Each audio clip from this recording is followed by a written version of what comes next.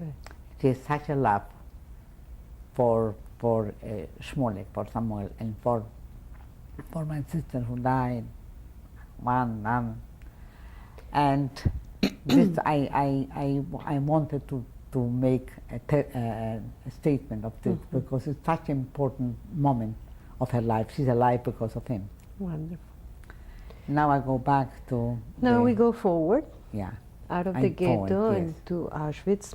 When you got to Auschwitz, and they put the girls on one side and your mother on the other side. Who was your mother with? With my nephew. His name he was 9 years old. He was Mendel. And my sister Rose son, daughter. The youngest one was Benno. She went to Warsaw. And at that point, could you say anything to your mother? I couldn't say nothing. I didn't see her anymore. It was such a huge amount of people. You have no idea. And everybody was rushing. And then they took us. What time of the day was that, or night? It was during the day. During the day? Yeah. And they took us to a place.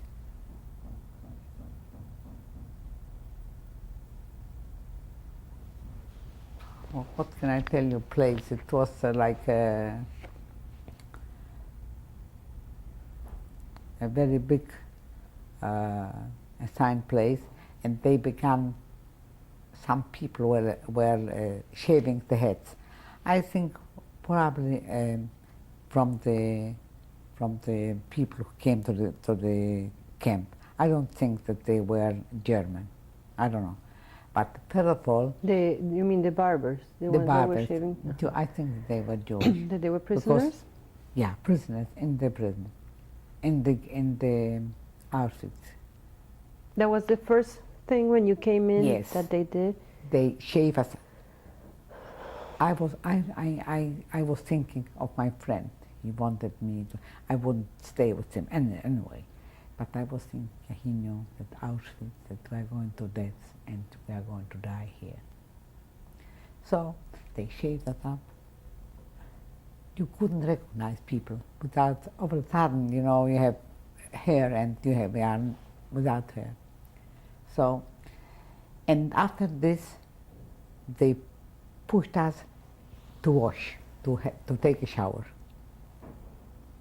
What happened to your belongings? Everything I have to leave. Where? To leave on the side. In a big hall, I left it on the side. I was thinking maybe I can hide something because I have some diamonds I put on my mother gave some little things. Everything was gone. I could do nothing. And I didn't care because I know that we are going to die in a moment. And we went to the shower? To the shower. After the shower, they gave us clothing, striped clothing. The stripes that you saw in many. What material was that? It was cotton, white and blue. But I was the lucky one. They didn't have this. They gave me a dress. It was a dark blue dress with a special ornament here, a very nice one. I was the lucky one. I didn't have. What kind of shoes did you have? I don't remember. Shoes, whatever. They gave us shoes and we were walking, and then we went to a barrack, and they pushed us in like animals. And it was with two banks, one down and one here, a little bit higher. And what kind of bunks were there? Made out of what? Of wood, only wood, nothing, just plain nothing. Were you no still covering, together nothing. With your sisters? My sisters, yes. But what I did, they gave us something, some bread. I didn't eat. I said to myself, I'm not going to, I want to die. I was thinking, I want to die. And I said, I began to cry. You cannot do that. We have to fight. We are fighting. You see that something will come out. We have to fight. I couldn't. I was closed. I didn't talk. Nothing.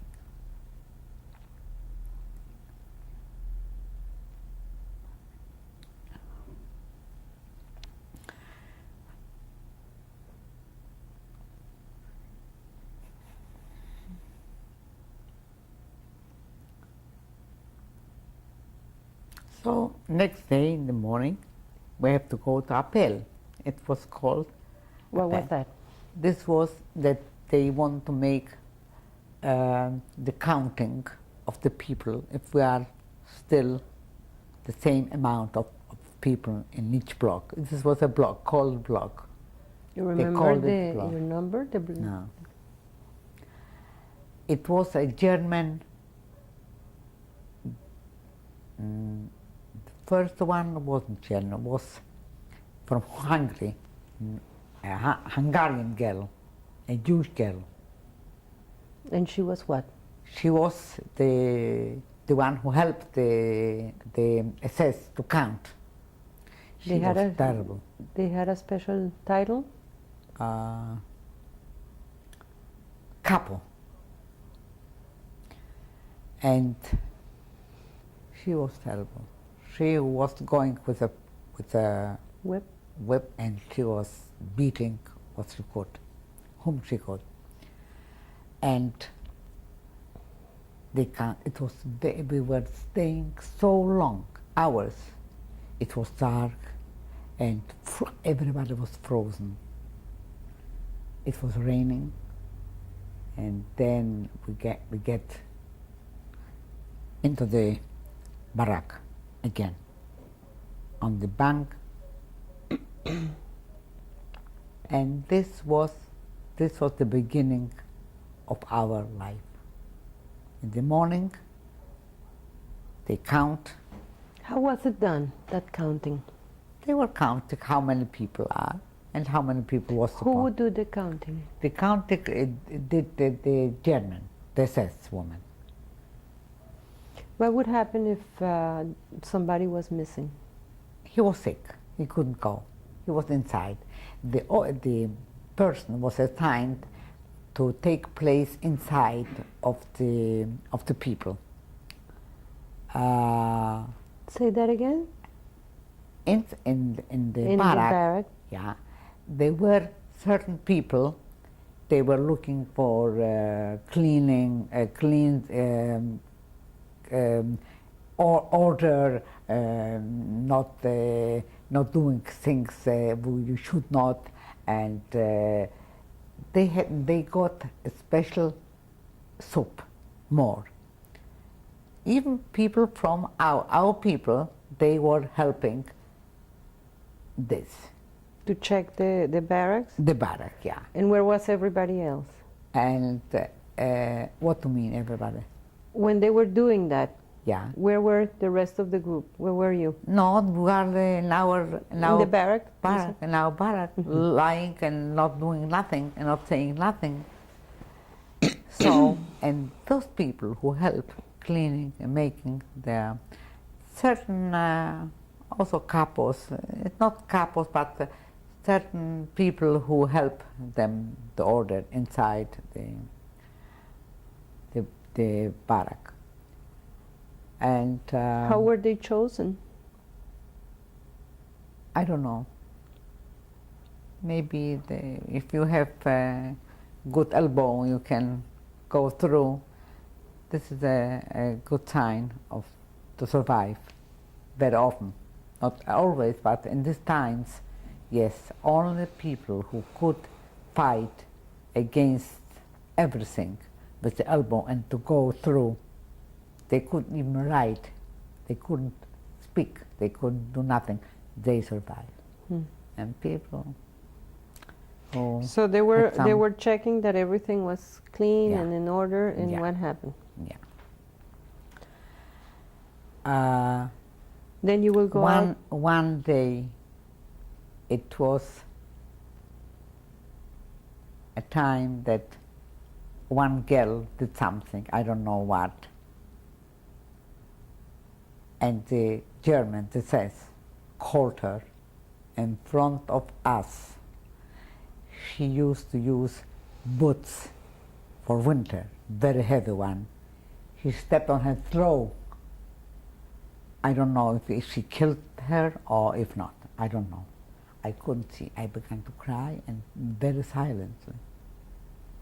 This was our life.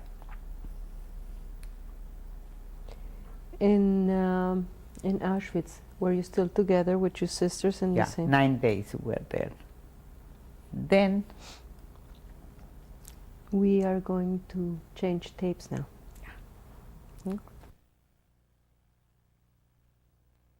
We're talking about your daily life in Auschwitz.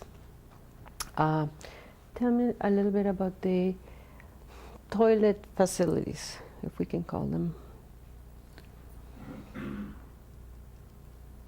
I think we had a place to do our necessities and also to wash our face and hands eventually. But we were a very short time, so this was the most important thing I remember. We went to transport again. Just a minute. Let's go back a little bit to Auschwitz. Yeah. In the bunk that you said it was a wooden bunk, how many girls were accommodated in each one? Then 6, 5 or 4, I don't know. You were with? With my sister, the one who lives. You could stay together with them? With Paula and with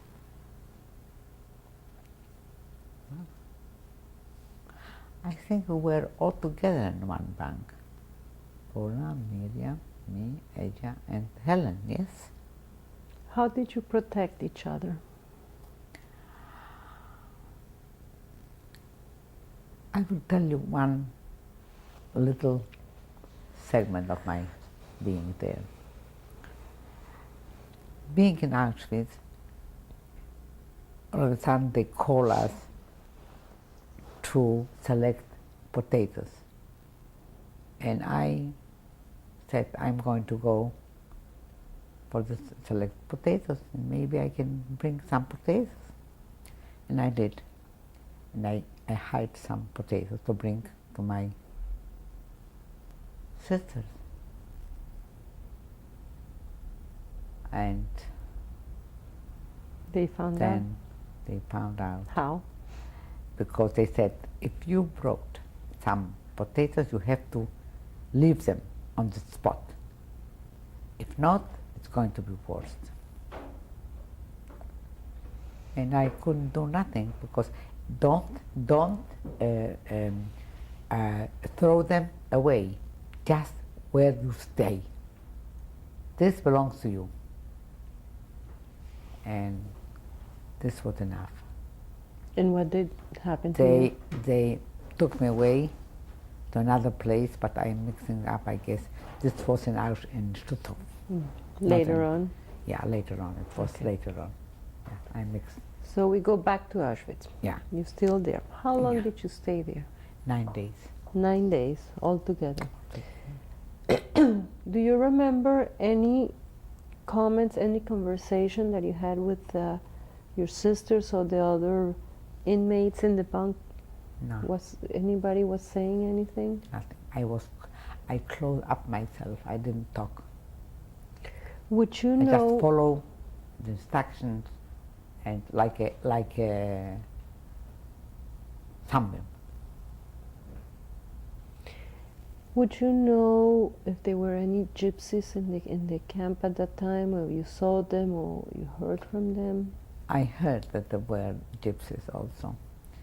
And then I heard when I was later on, that the way that they came and they put them directly to the gas chamber.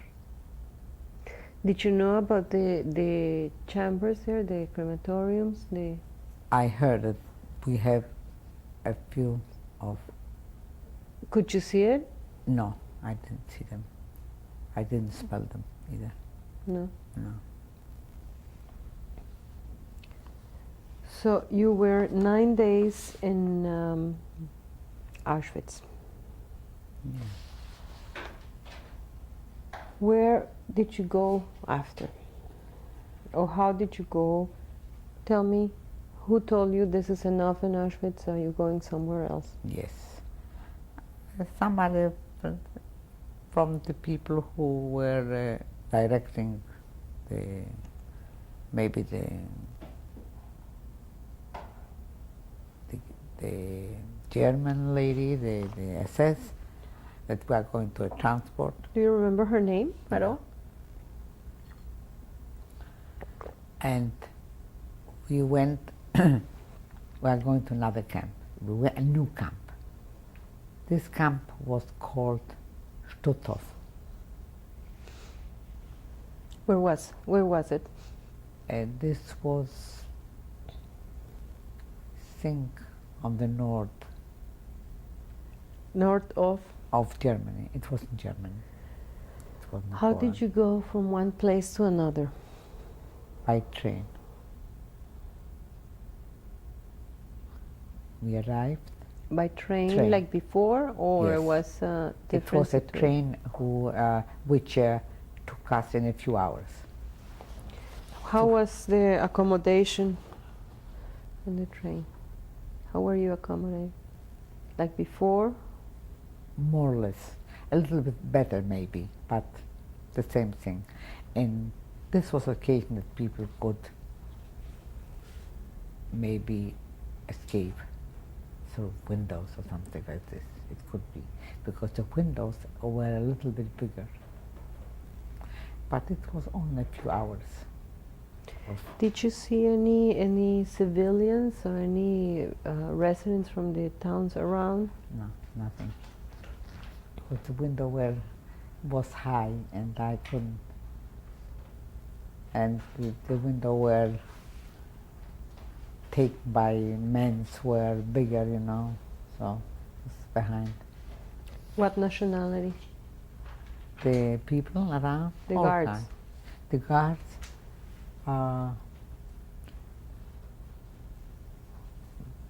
all kinds of nationalities, not only German, from other places also. This was, they have a lot of political prisoners also, a lot German political. They have a special sign. They have had blue, red, and something else, little sign.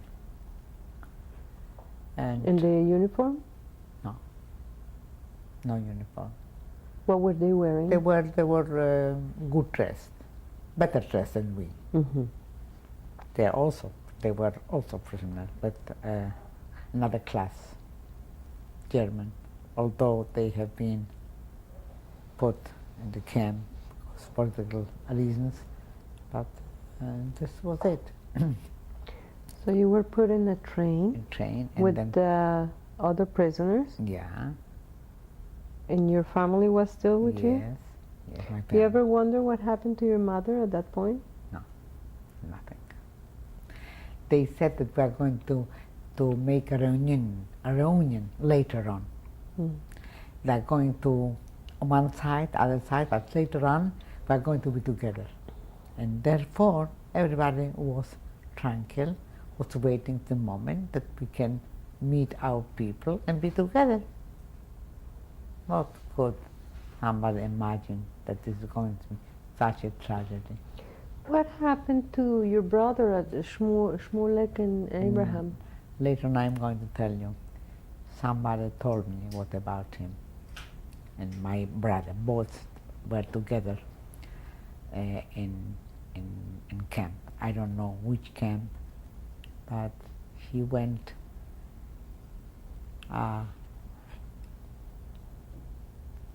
he was in the camp, and I met his friend, Milish. He was also studying medicine. And after the war, I met him in Bergen-Belsen. And he told you about your brother? And he told me that the Germans were looking for people who know about electricity. They need people. Electricians. Electricians. And I said, I know. He didn't know. But my brother and the two brothers, they said, no, we don't know. Smulek and Abram. They said no. On the spot, they killed them. This was Smulek and That Abram. was in 19... This was 1944.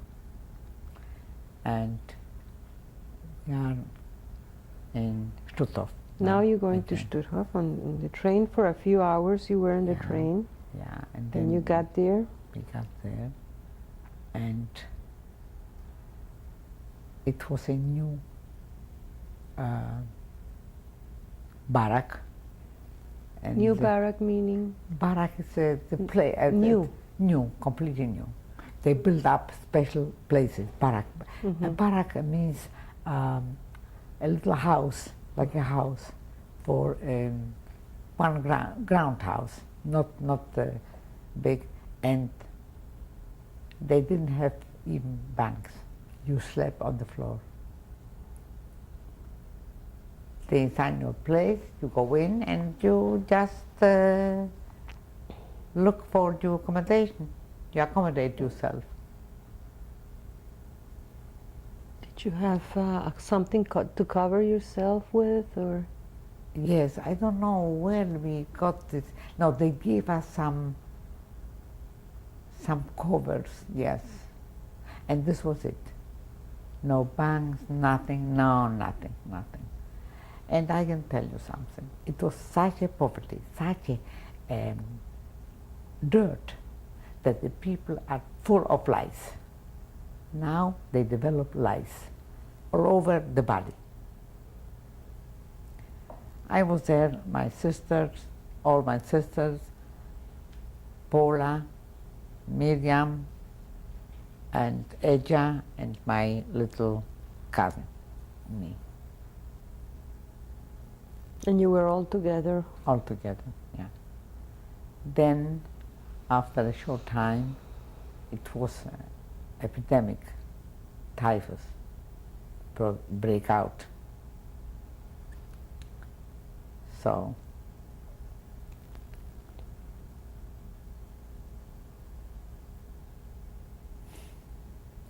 any one of you got sick? yeah, I was the first one. And I was so sick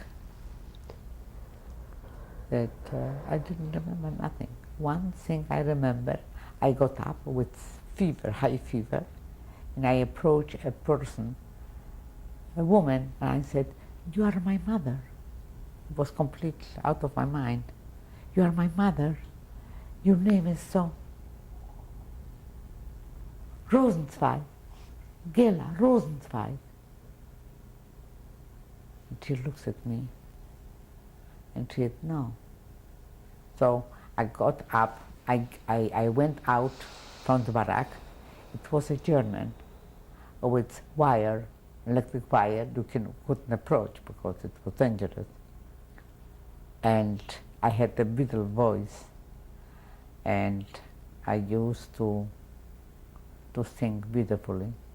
And I remember some German operas, pieces from operas, Aida, whatever, I don't remember what. And I stood next to him, to this German, Was he a soldier or he was a soldier. He was, it says, he was Wehrmacht. And he looked at me and I was singing and I said to him, let me out. My brother came with a car, he wanted to pick me up. So Let me out. I was hallucinating. completely hallucinating, yeah. He came to pick me up, let me out. And I began to sing again. And he was so taken with this.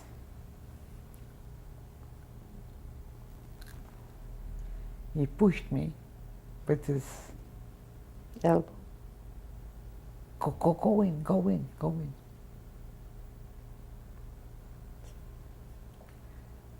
At night, I went in and I was lying on the floor. My sister Paula and Miriam and Edja, and they were together. I slept not, I don't know, 2 days maybe, and all of a sudden I felt better. But I became a repetition of the sickness. I fell again, but it was shorter. It didn't last so long. The first time was the worst. And They didn't take you to the infirmary?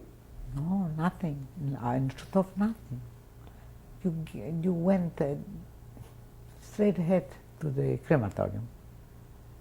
It was a pearl. You went out, they saw you. You know what I did? Later on I will tell you. Because we stood a few months there. In Stutthof? A few months? Yeah. Hmm. From September, October, October, November, December. No, later. I stood 8 months in Stutthof. And then, You were together with your sisters? yeah, and Did any of them got sick also? Yes. Pearl, Paula, got sick. She was the oldest. The oldest. The oldest was Rose, but she was, and she went to see her husband and she died. She was gone. Yeah. And I saw that she couldn't that she had the left hand is not responding well, and the leg. I was thinking it's the heart. She's probably this heart disease. And it was hard because she couldn't move and she was lying with fever and she died. And I was so weak. I remember when she died, it was winter, snowing. And outside was a pile of people during the night. They used to pull out the dead people. They came, hold my sister.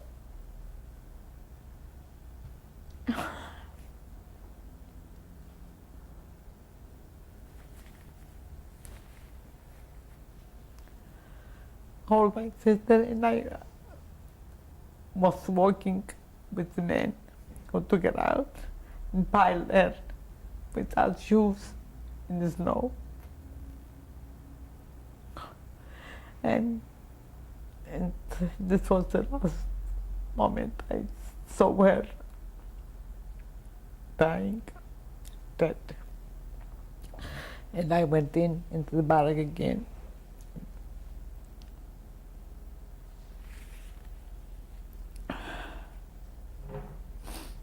Take your time.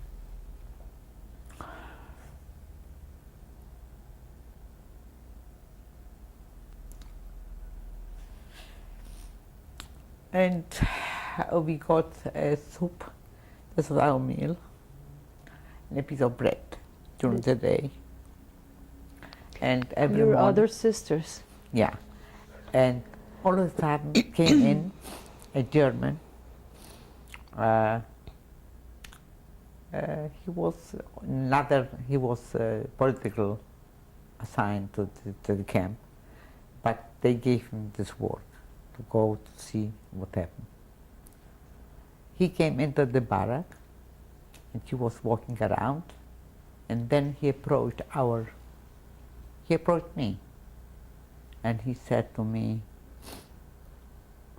"You can come with me, you can take, I give you a special cover if you wish, a new one, a good one." I said, "Yes, okay, thank you." No, how to say?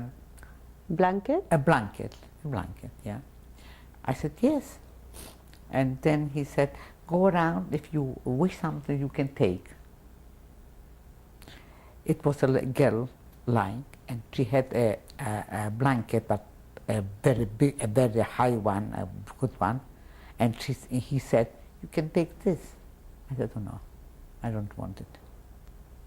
And besides, you can go to another place, it's nicer, it's better." But I said, "I'm not alone, I'm with my sisters here." "Even with your sister you can go." I said, "Okay." We went next to this barrack. It was another barrack, a smaller one, and nice, without lights, clean. And he got me a few blankets. And I was thinking, when he does this, later on, he is coming for some pay. But I didn't think too much. I spoke about it with my sister. So at this point it was which sister? You were with? I were with everybody on that time. This was before Paula died? Before Paula died. Okay. I mixed. Yeah. And he didn't appear. He probably went also sick. He got sick, typhus. It was a epidemic all over. And he didn't appear anymore. But you went into a new barrack. We were in a next very nice, clean, and I got a better soup. He said to the person who gave the soup, "Give her a little bit better soup, more consistent." What would be the soup? It wasn't bad, the soup, with potatoes and something inside, I don't remember. But very often it was watery. It was nothing. And this was the soup that very often you got. They didn't have any more. How did you eat it? Where from? What kind of containers did you get? I had, you have some spoon, and I don't remember anymore what it was. All the girls that were there, how did you, every month, how? No, we didn't have our menstruation. No. They put something specific in the soup, and we lost our menstruation plan completely. No one, no girl, no woman had menstruation time, nothing. Would you know what they put in the soup? Yes, then I know. They told me. Who? I don't remember. After when we were liberated. Of course, you don't know. The people like me, that you don't know. They put specific things into the soup. So we lost our period. Mm-hmm. Nobody was with period over there. So after Paula passed away. And you know what? We didn't have. It was a time we didn't have water. I gathered some snow, and with the snow I washed myself. It's been cold. with snow. Snow, I put snow, and this was the washing. Did you have any job at all when you were in Stutthof? Then in Stutthof, yes, I want to do something, but I couldn't because You what? it was we then we went to another barrack with bunks, and a person who was in charge to see that the people behave normally. They go to the appel. Appel was the time in the morning. They woke us up to be able to be count if we are still the same amount of people. And in those times, I asked for some. I was assigned, because I asked for it, to do the latrine. And I was working, they called us Reichskommando in German. When one girl saw me, she came into our barrack and she looked at me and she began to cry. I looked at her, she cried. Why? She said, if your parent would see you in this stage, they would die again.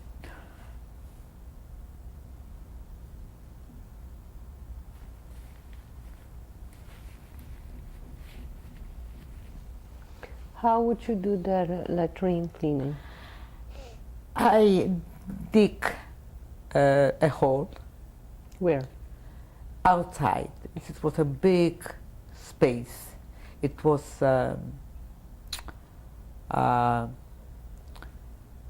nowhere. It was a barrack, and then was a big amount of space. And they said, here you can make latrine. One latrine you open, the other one you close. You see?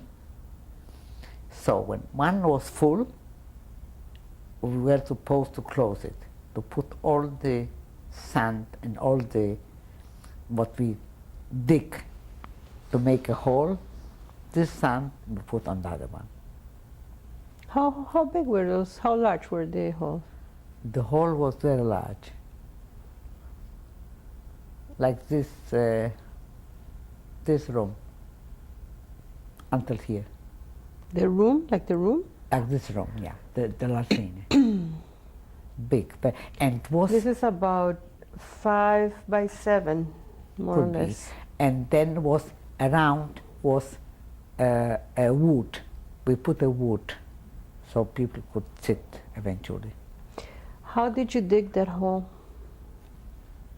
With a shovel. We shoveled. And We got special tools for it. and how many girls will be doing that kind of job? Maybe 6. How deep was that hole? Maybe 2 meters. That's how deep it was? Yeah. Maybe a little less, 1 meter 80 centimeters, something like that. We are going to change tapes now. Thank you.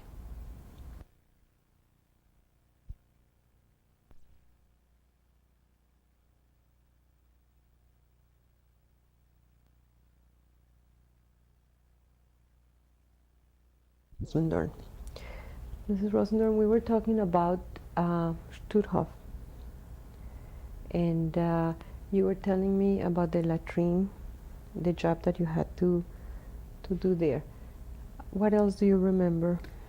I remember one day it was such a hunger in the concentration camp, Stutthof, that one person died, and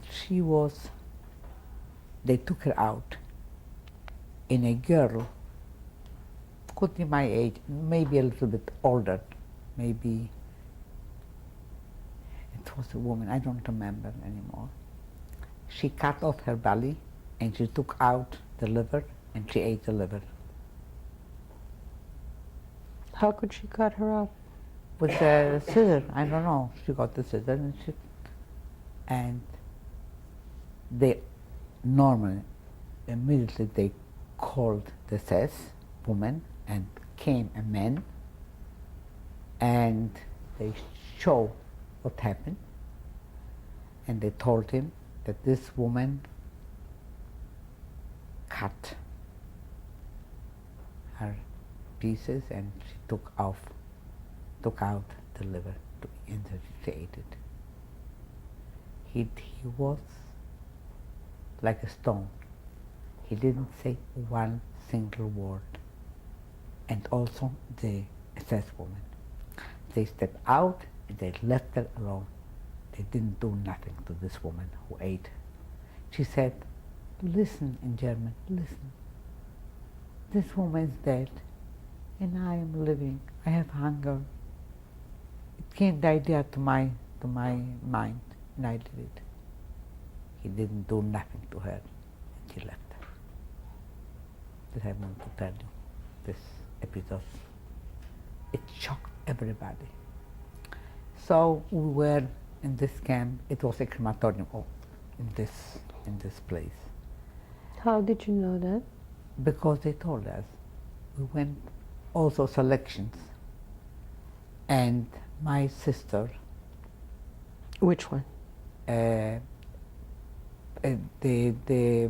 one who is in Esther? In Caracas? Caracas, and my cousin. Because the other sister, Miriam, died a few days after we came to Totov. Oh. In the barrack, yeah. What and she happened died. to her? Also, I think malnutrition, I don't know. Maybe heart disease, could be. And she died. So we were 3 of us. My sister, Eja, Helen, and me. And I was so afraid to lose them. So I found a little bit of a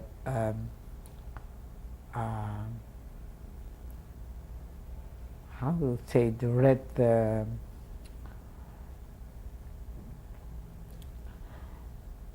and I smear her face, my sister, a little bit. A little bit. It was like a lipstick, but it was not a lipstick. It was a fruit, and I put on the. Where did you find it? And I got it from someone. I don't know. I don't remember because the girl also wanted this for this purpose. And I put a little bit, my sister and so they look a little bit better, alive. I In was the cheeks? afraid, the cheeks, yes. So we went to the transport, everything went fine. They didn't take them, good. To the Crematorium. selection? Selection. Then when they saw somebody not working well or don't look good, they put on the side and straight ahead to the crematorium, to the gas chamber. All of a sudden, Eja, my sister, got sick. And also Helen. And little by little, I couldn't do nothing. They recuperated a little bit, and it was fine. They didn't go to the appeal because they couldn't. And this was, I got another soup because I was working in the Reichskommando and the latrine maker. So you got an extra ration? Extra ration. I bring it to the. It was called Pritch, the bank. And my sister and Helen, my cousin, I could nourish them a little bit better. And then came the moment that they are going to liquidate. In the meantime, came a transport from soldiers Soldiers? from the front with frozen legs, frozen hands, straight ahead to the gas chamber. They liquidate their own people, German, from the front, from Russia. I don't know. The last front. Could you was not see Russian. them? No. When I heard this, I said, now it's going to be us. When they brought, it was a silence, and they said, they're bringing soldiers, wounded soldiers. Hitler had such a policy that if somebody was wounded or couldn't be on his own, he didn't want nothing.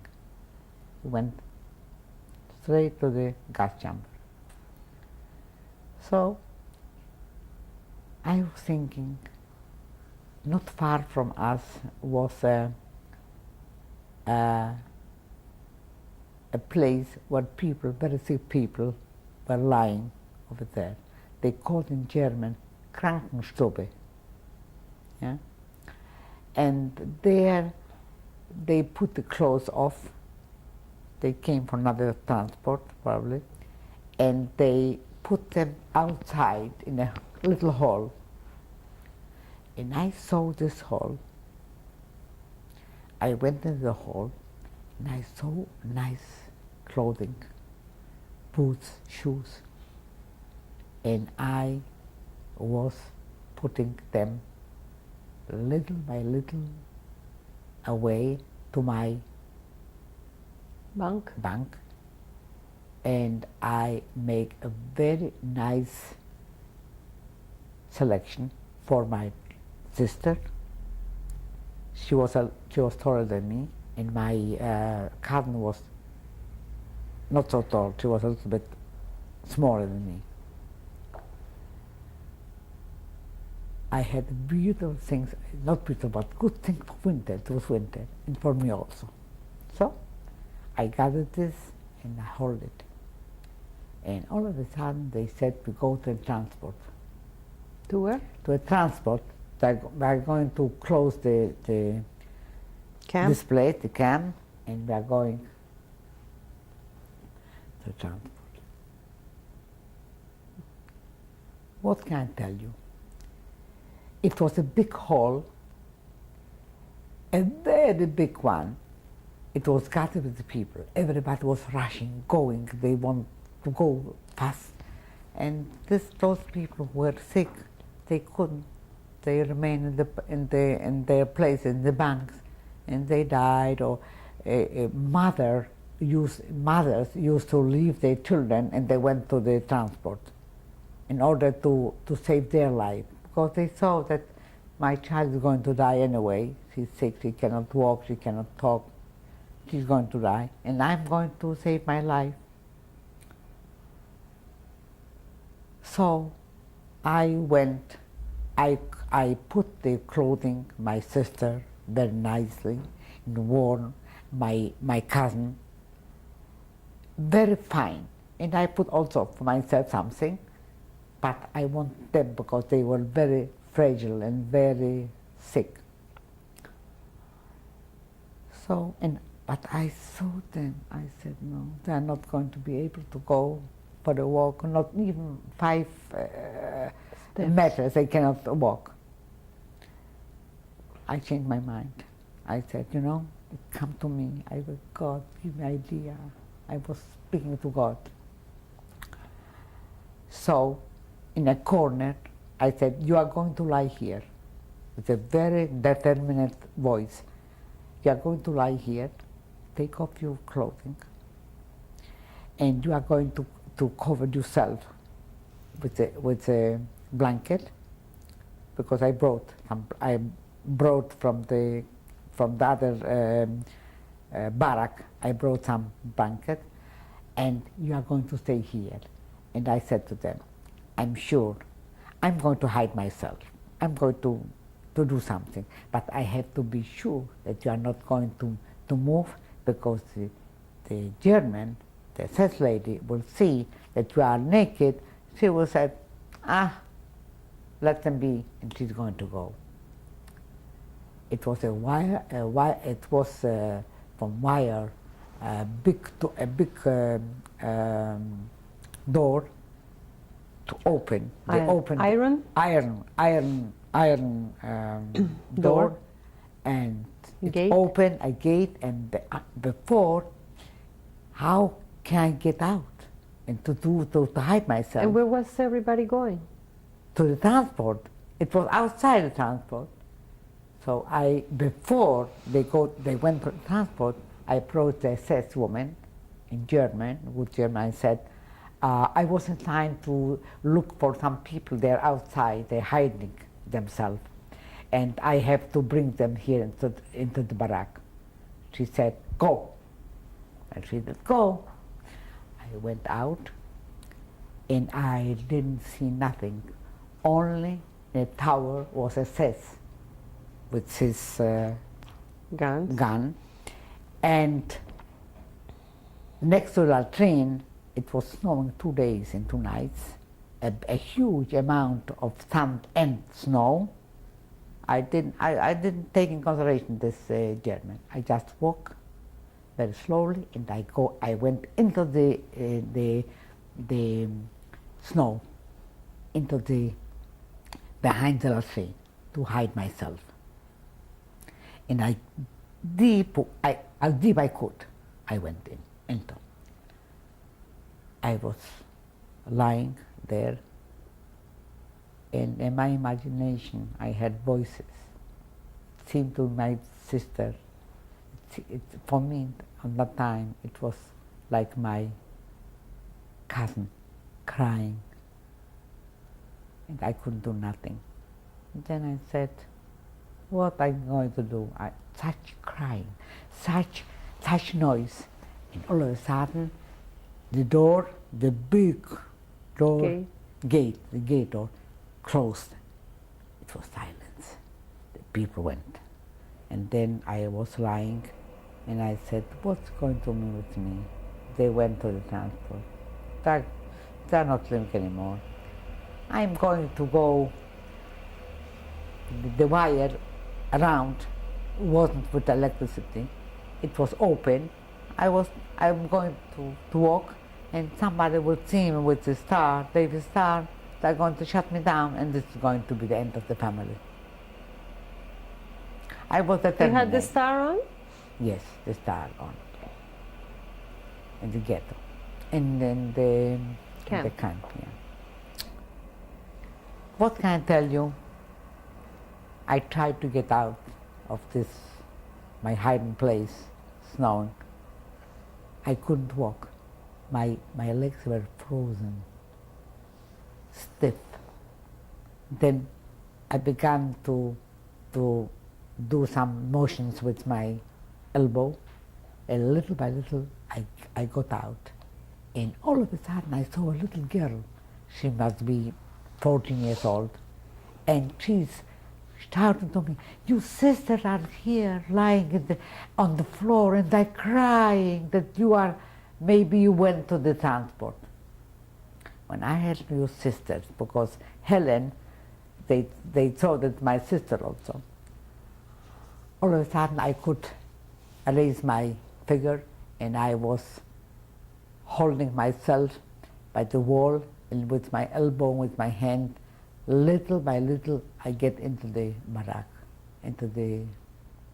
And you found them again? And I found them again lying on the floor, as I told them to stay.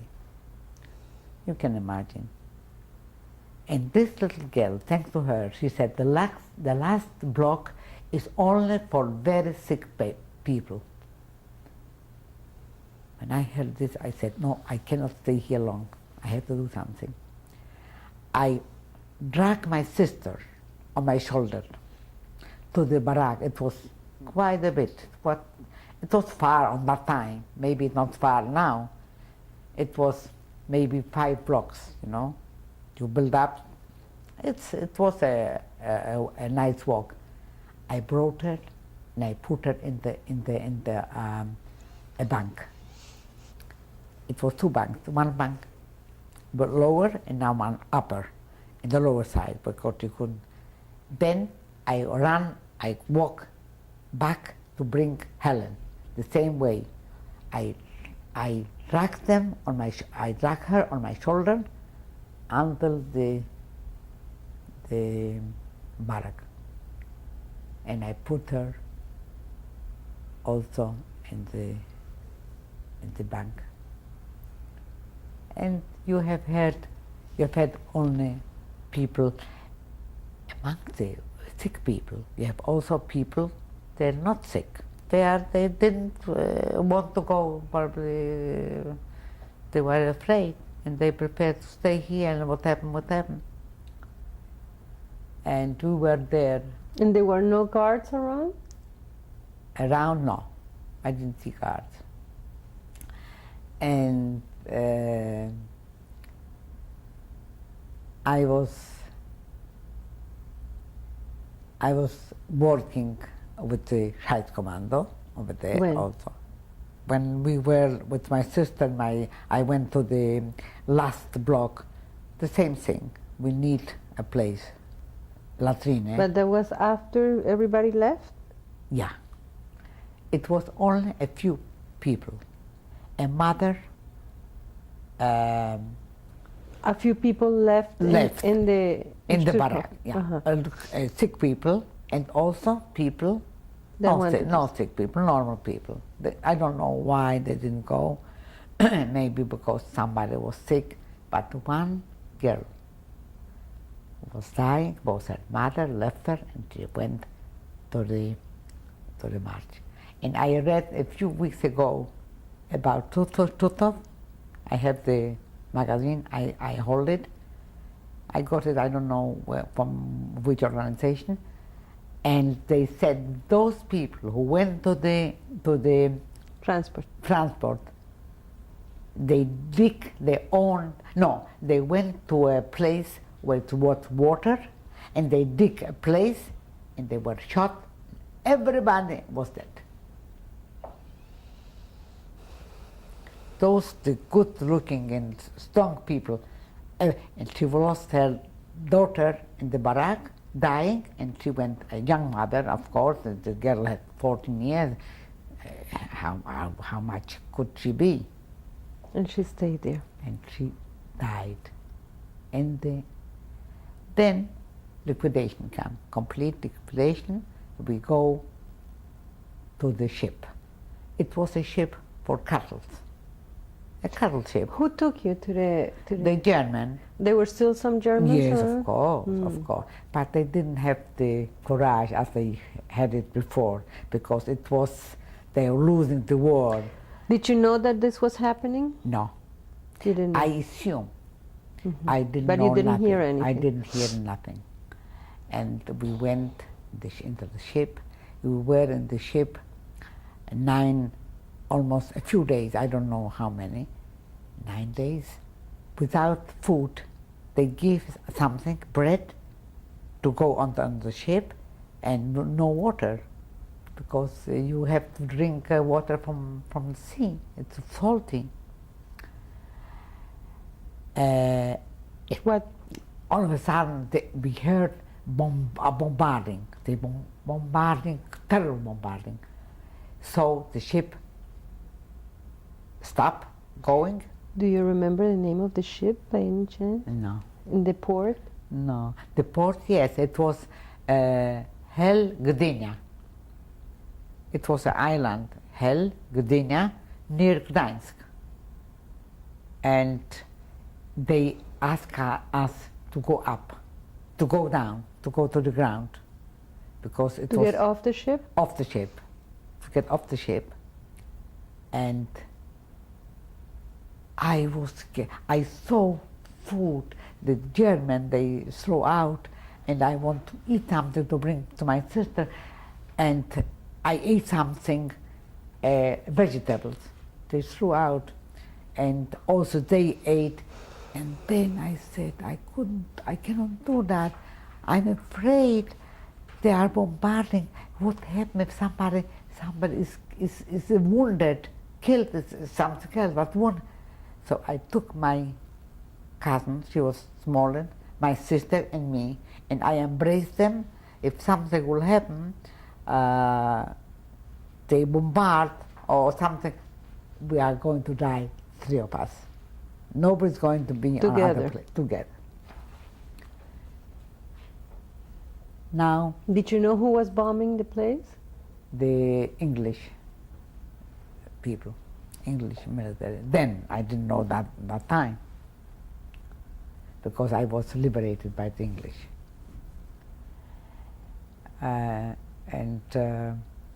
Then they told us we had to go back to the ship. And we went back to the ship, and they brought us to Neustadt. Neustadt was U-Boot-Schule. It was a school for marine school. Mm-hmm. It's near the water, you know. So they took us to this place, Neustadt by Holstein, and they said we have to go down to the ground. And in between, I forgot to tell you that I went on the deck before, and nobody ate nothing. Everybody was starving for hunger. And I saw some food, some vegetables, something, and I said, oh, this could be good food for us. They were up, they could move, my sister and Helen, and I said, I'm going to try. And I went to the deck, and then I said to the people over there, I have to go down for necessities, so they let me. And I saw this food. I didn't have where to put. I put my dress up. It was a very white dress, and I put everything in what I could, and I bent myself so that the dress doesn't come up and the food doesn't fall, and I, little by little, I went up the steps to the ship, in the ship. To the sister and cousin. But they? The sister and cousin, yes. Where your sister and cousin yes, were? And they were downstairs. I had to go up the stairs and then down, and I brought this food. And they had a bowl, and a little girl. Did you eat too? Yes, a little girl was looking. I said, come and eat also something with us. And they ate, and this was Amehai. This was the day of life, of our life on that time. So that food belonged to whom? Who? How come the food was there? The German, they threw out, because they have certain things, certain vegetables, they stored. Oh, They store. They stored in big barrels, and before they went, they throw it away. Uh-huh. Not to leave that just.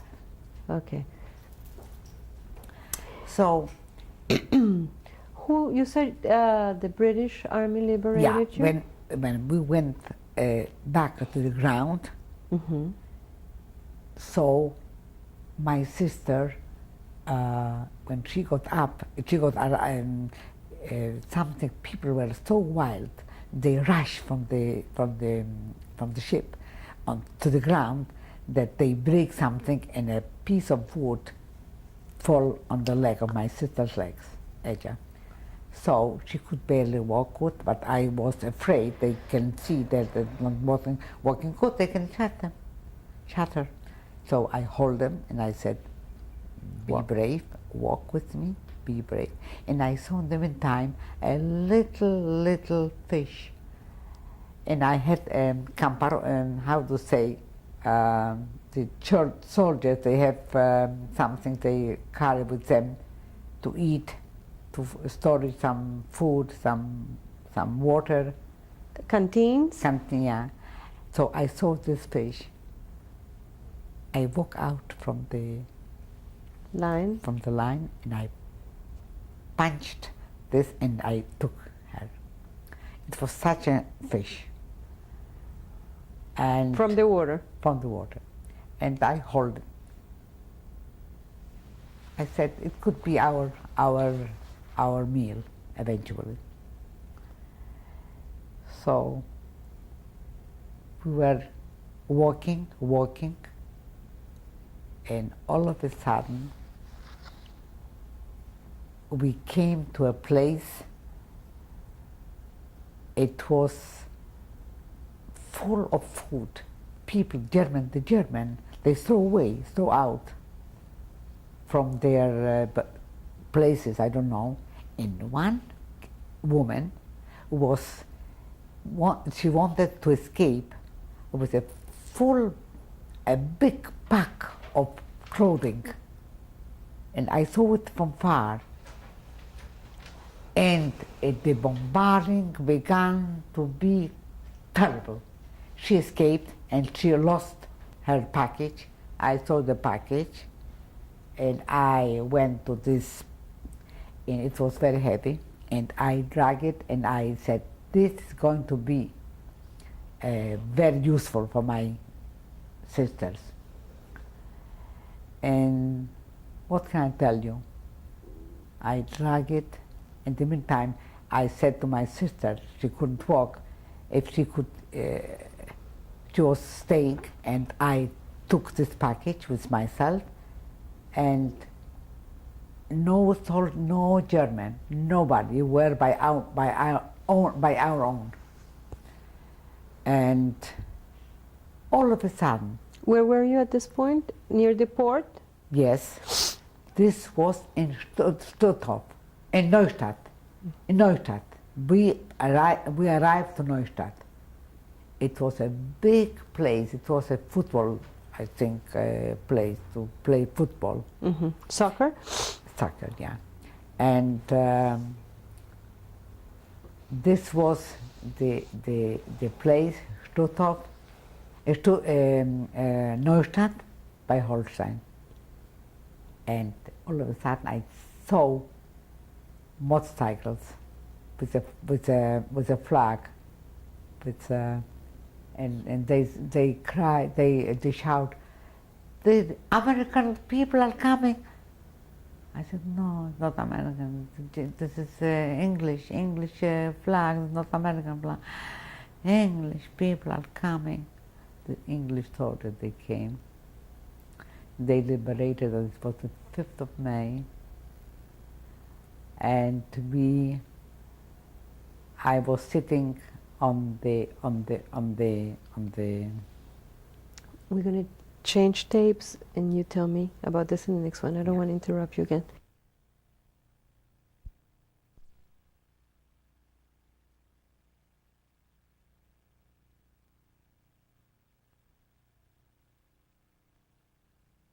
Liberation, 5th of May of 1945.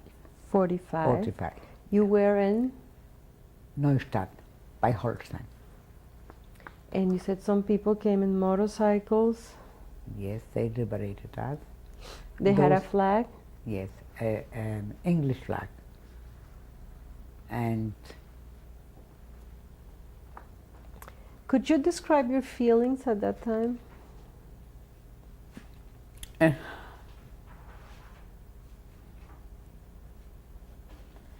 I went to this place, they used to play soccer. I sat down, my sister, my cousin, to cry. Where I'm going to go? Where is my home? Where is my belonging? It was terrible. I didn't move. The only one who brought something, they opened storages, food storage, and they brought cheeses, big cheeses, and all kinds of food. And the little one, my cousin, She's the same age as my sister. There's 3 years difference between me, my sister, and her. And she brought cheese, and she brought something else, and then all of a sudden they gather and they make a committee, and Who's they?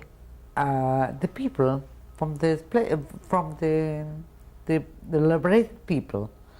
They were people very sharp-minded, and they have been negotiating physically, and they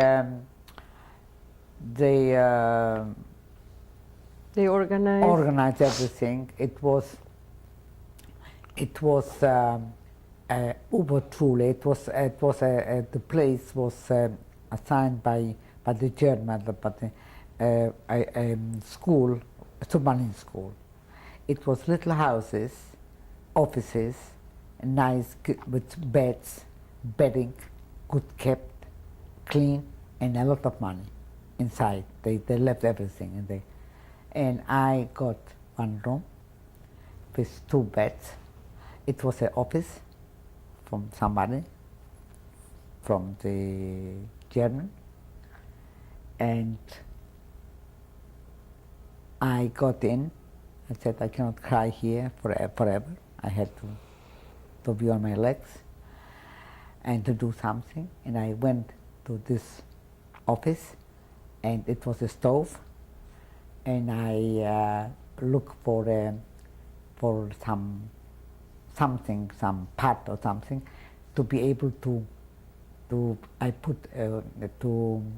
I made fire in the stove with papers, books and everything, and I warmed up the water, and I got some soap.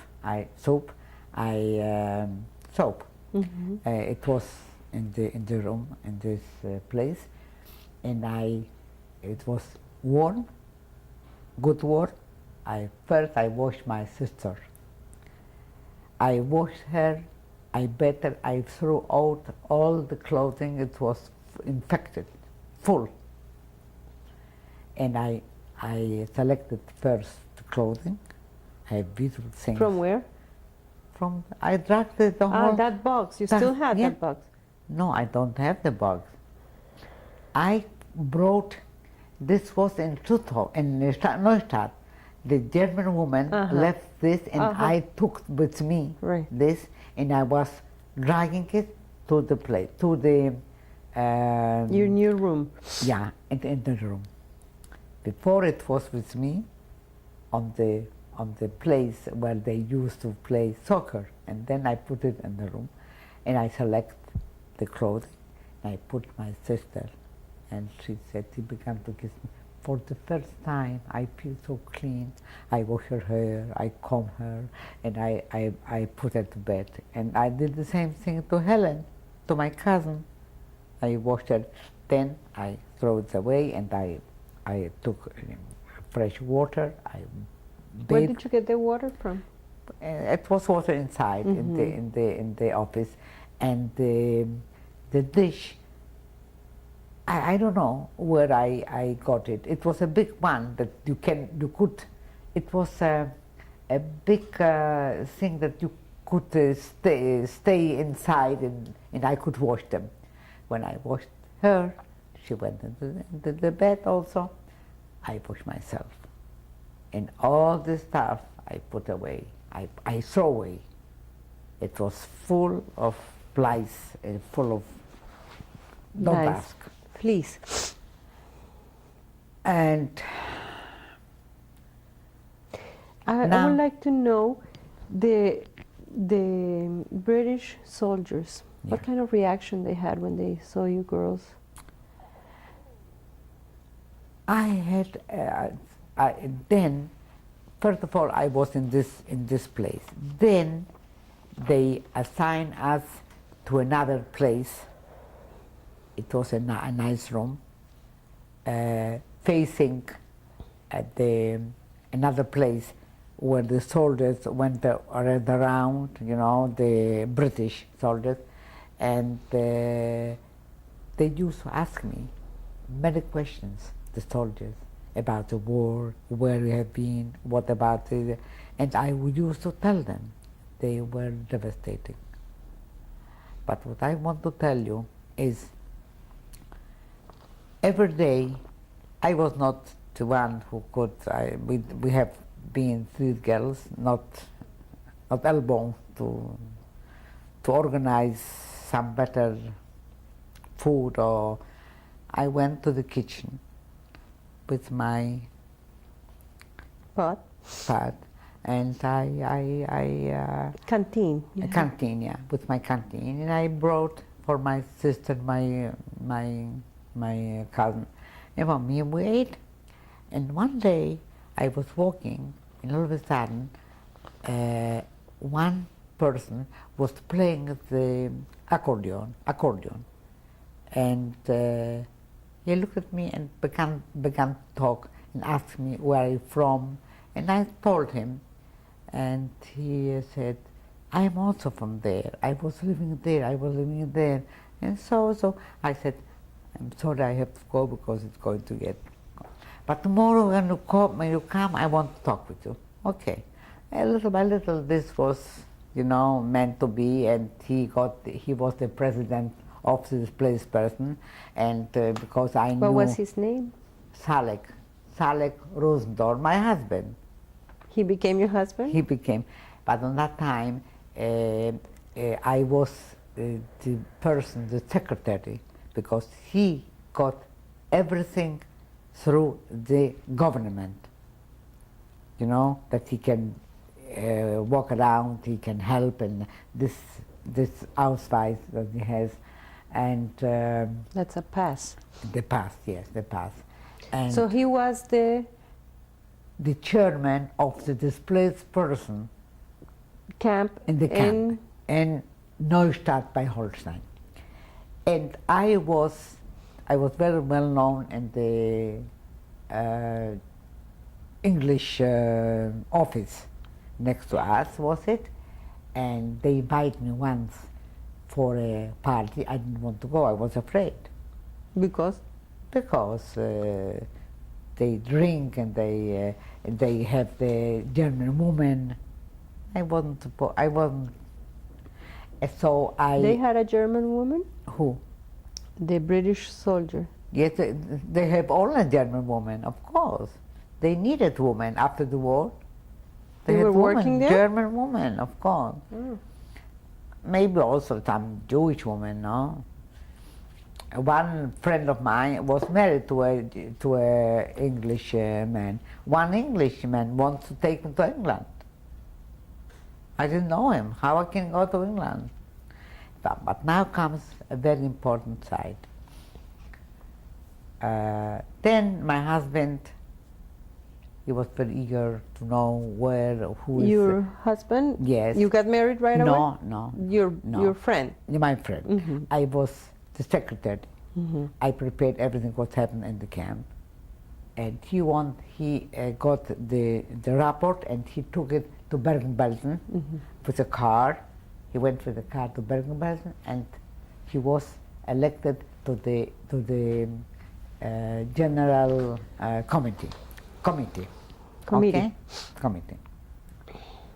And one time he went to Bergen-Belsen, and I heard that from Sweden came a delegation, 2 doctors and another man, and they are preparing a transport to Sweden. They didn't say one single word to the Jewish committee, nothing. I heard this, I called them up, and I told in English. I said, it's a shame that no one from you took contact with the Jewish people here. We have so many Jewish people here. They are they're sick, they need help. And between everything, my sister was so sick that she ended in the hospital in Germany, in Neustadt. I couldn't go. I didn't know. My husband went once, twice, and then he brought her. back. Back She was from the okay. hospital. They cut off here, they had pus inside, terrible. But she was safe. And at this very moment, this night, the same day, no, they came to the office. And I said, it was a doctor and another man, I don't know. I don't remember anymore. And I explained that we have here children, we have young people, and they are sick and they need help. And if you make it, they make a special transfer for the Jews because of me. And they took them where? To Sweden. And listen, this very moment, this very night, my husband came back from Bergen-Belsen, and I was so happy when I saw him. And I said, this and this happened. He went out with a loudspeaker, and he was 11 o'clock at night, and he was telling the people, the houses around, houses, three stairs houses, 2 stairs houses, nice little village. And he said, it's going to be a transport to Sweden. Who wants to be? He has to be 8 o'clock in the morning next to the office from the Jewish committee. Next to us. Yeah. Because we lived in the committee. And you have no idea how long he was driving around and talking by the loudspeaker. And a lot of people came in the morning, they make a line, and between those were my sister and my cousin. And I wanted to go also. My husband said, you have to be here. When we finish, you can go. And between the whole thing were people from Israel. And he said to me, I want to take you to my home. I have a daughter your age. No, I have a daughter, and I want, it's not Who a said place. that? A soldier, in Israeli Israel. soldier. And he said, you are going to be better off in Israel. This is not a place. I said, okay, I am willing to go. But my husband didn't. He said, she cannot go. When did you get married? 46. 1946? August, 21 of August, 46. And Who married you? my husband. Who married you? The two of you? No, this was just a marriage by the authorities. From the authorities from the camp? From the state, from the little town, from Neustadt. So you went to the city hall in City hall, yes, and me and another pair also from our friends, and we were married, and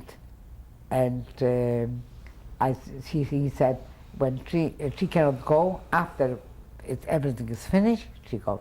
I married, I didn't go, but then his brother was living in Bolivia. He went from Germany.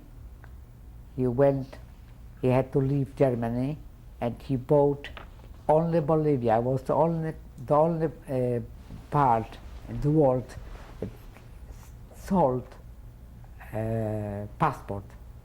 You had to pay for each one $500. They were three, a couple, a mother and a daughter, 4 people. They went to Bolivia, and they could take also some furniture they took. They were very well-off people, and they established them very nicely in Bolivia. But in those people, the brother make papers for me and for my husband and for me. And this is when I went to Bolivia. But before I went to Bolivia, I want to tell you, I was in contact with my sister, and we wrote each other. From Sweden? Yes, and from Sweden, and I was in Germany. When I was in Germany, in Stuttgart, in Neustadt, UNRWA took place. It was a very nice man, Kraus was his name. I have, in some place I have his photograph, and he had assigned a place in the opera and the concert hall hall for me, for him, and for my husband. But at that time he couldn't go. I used to go with Kraus, the concert after the war, the concert to some place, and a very nice, very old person, American. He was American. He wasn't. No, he was English. But from the UNRWA. From UNRWA, yes. And he took you to the opera? Yes, he drove me with a car, with a jeep, and I used to go there. And then came the papers, for Bolivia. From Bolivia. What day did you leave Europe? I left Germany. Europe, yeah. No, I was I was a few months. I was in Paris, Besson. This was after Paris. This was peripheric place outside Paris, and he was doing something. My husband, I don't know. He was involved in. He spent his he finished the school of drawing, mode fashion design. He was assigned to a very big establishment in Paris, and he didn't say it. He's married, and it was a woman who was very interested in him, and this is why he could stay and he could work. And one day he didn't appear anymore. And we went to Bolivia. To Bolivia. Yeah. How did you get from Paris to Bolivia? To La Paz? We went by ship to Tenerife, and then we went to Brazil, Rio de Janeiro. We stood 2 weeks in Rio de Janeiro, and then we went by plane to Bolivia, Santa Cruz. It was a very wild place on Santa Cruz, also in plane to La Paz, Bolivia. I was pregnant in the meantime, and I was 3 months in Paris. 3 months. I was pregnant 3 months pregnant when I arrived. When you got to Bolivia. Yeah. It's my little Gisela. Little, she's so big. How did you feel when you arrived in a strange new country? I didn't know one word in Spanish. I used to try, but I couldn't.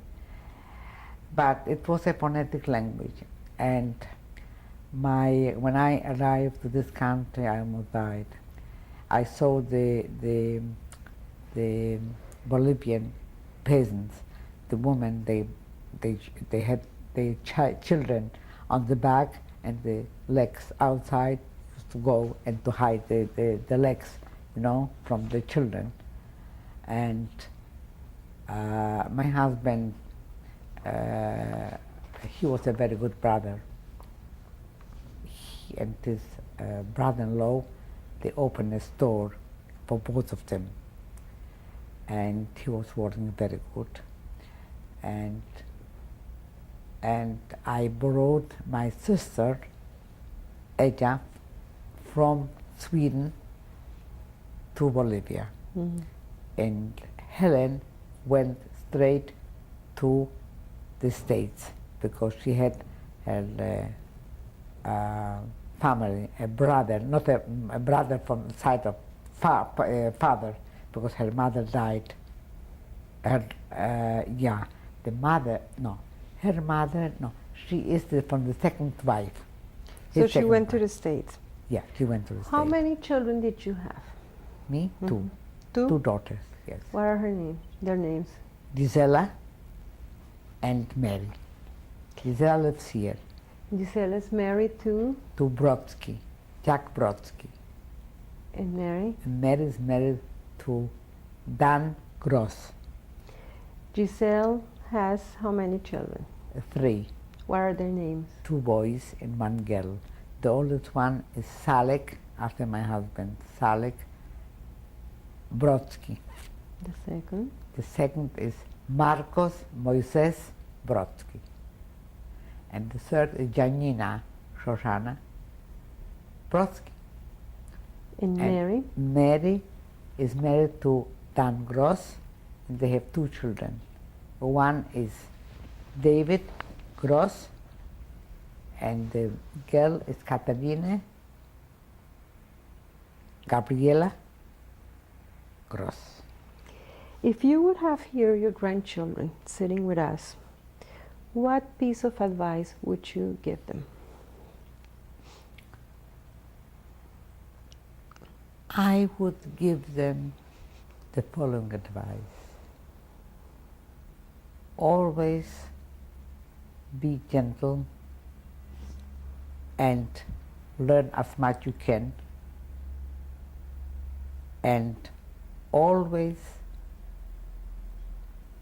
think that where you are coming from ancestors in a Jewish faith, and always extend the arm, your hand towards the people.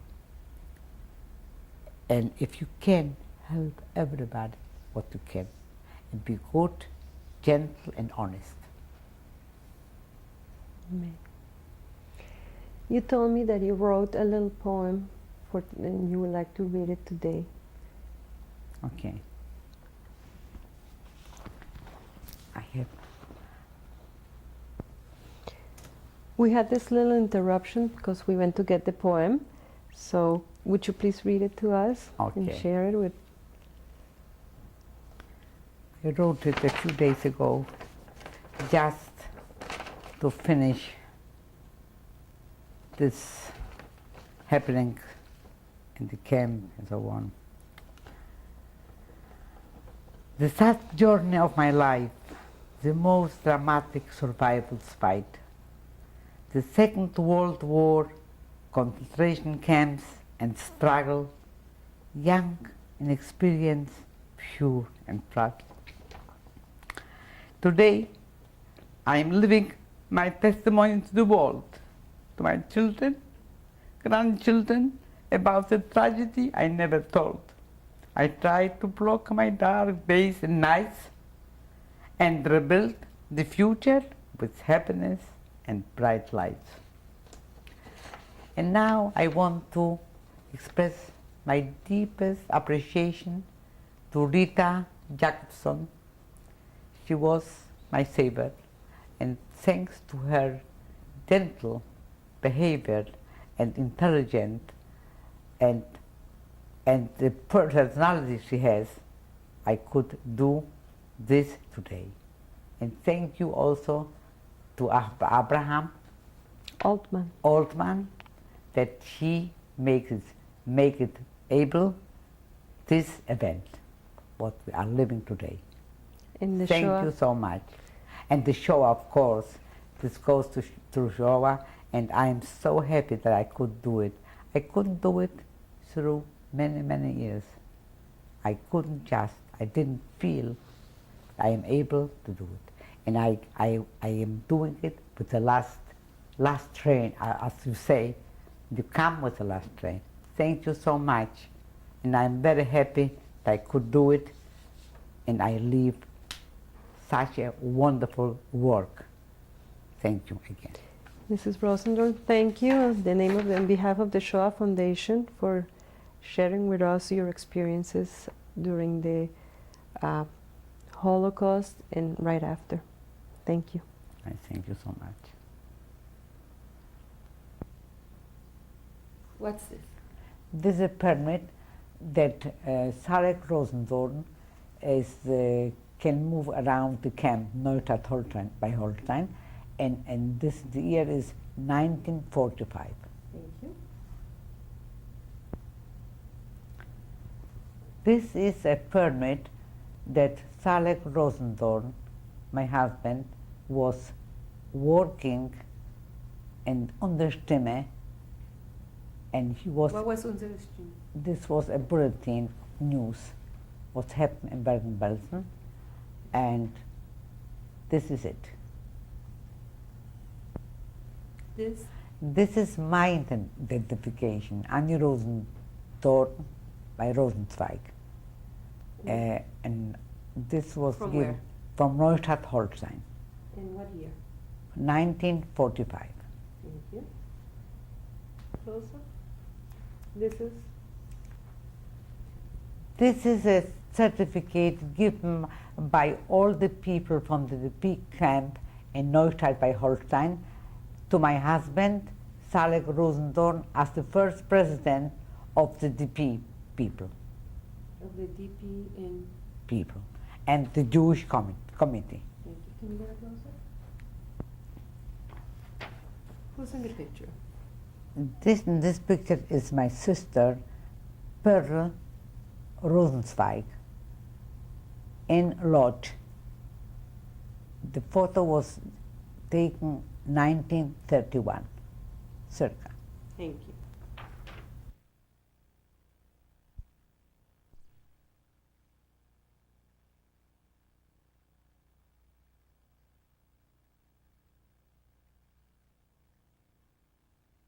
Lodz.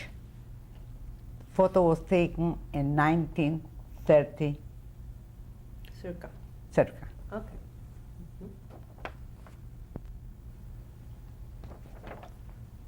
Who's in the picture? This is Anny Rosendorn. This is taken in Neustadt by Holstein in 1946. This was my wedding dress. What date was that? August? August 21, 1946. Thank you. Who's in the picture? This is Anny Rosendorn, my husband, and this is taken in Neustadt by Holstein in 1945. Thank you. What uniform is that? This is a uniform from the Jewish Brigade, Thank you. Neustadt by Holstein. Who's in This is Anny Rosendorn, and next to him is me, I, Anny Rosendorn. This is in Neustadt Holstein. This photo was taken 1945, and this jeep belongs to the Jewish committee. Thank you. Who's in the picture? To the right, with the jacket and checkered, am I, Anny Rosendorn, and next to me is my husband, Anny Rosendorn. This was in Neustadt, Holstein, and this was the first funeral after the liberation in Neustadt, Holstein. After the DP? After. Where?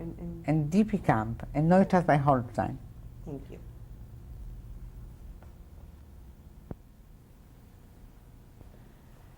This is a gathering in Bergen-Belsen after a very solemn speech from Norbert Forheim, and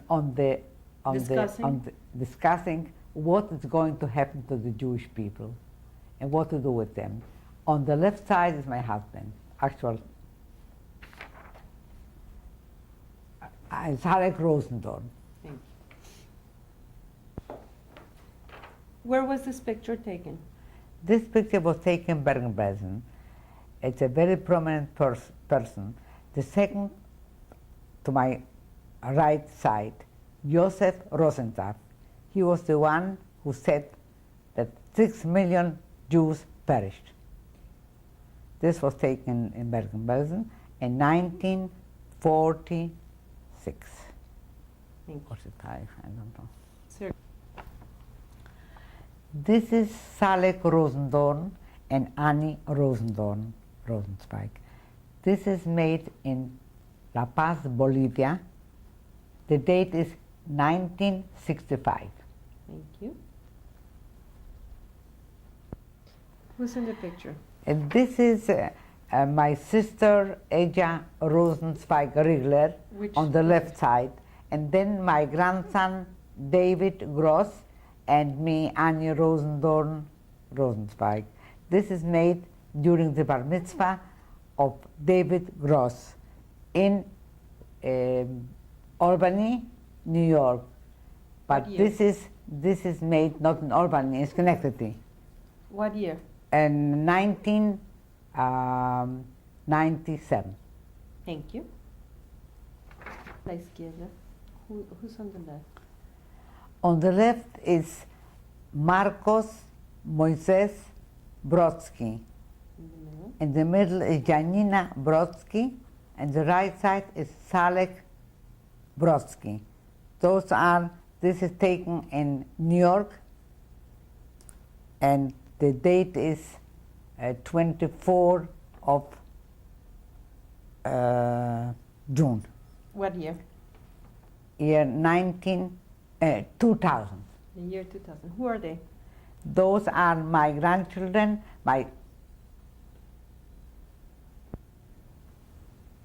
Who is in the picture? and this picture is Gisela Brodsky. Who's she? She's my daughter, and next to her is her husband, Jack Brodsky. Where was it taken? It was taken in their apartment, Which city? Aventura, Florida, Which year? 2000. Thank you. Who's in the picture? To the left? To the left is my grandson, David Gross. After the bar mitzvah, 2 years later, he's going to be 16 years. And Anny Rosendorn, and my granddaughter, Katerina Gross. Where was it taken? This was taken in Schenectady, And which year? 2000. Thank you. Who's in the picture to the right? To the right is my daughter, Mary Gross. And the middle, it's Anny Rosendorn, and to the left is my son-in-law, Dan Gross. Where was it taken? It was taken in Schenectady. And the date? The date is 20 of June 2000. Thank you. Señora Anny, Mrs. Rosendorn, can you please introduce us this lovely people? To my right is my daughter, Gisela Brodsky. To my left is my beloved son-in-law, Jack Brodsky. Would you like to tell them? I want to tell them that I love them very much. They have a beautiful family, and I love the whole family, and also my daughter, who is not here with her husband, with her children. I love my family dearly, and I'm so happy that this moment is over, I can tell you, and that I leave something very treasure. I grow a big treasure for the world and for my children and grandchildren. Thank you. Would you like to say something? I just wanted to thank my mother for telling the story of her life and for leaving this living testimony to my children, to my children's children, and to future generations. I think that I'm so happy she did it. I know it was difficult, but we are all very, very, very proud of her and happy that she left this testimony. Thank you. You're welcome.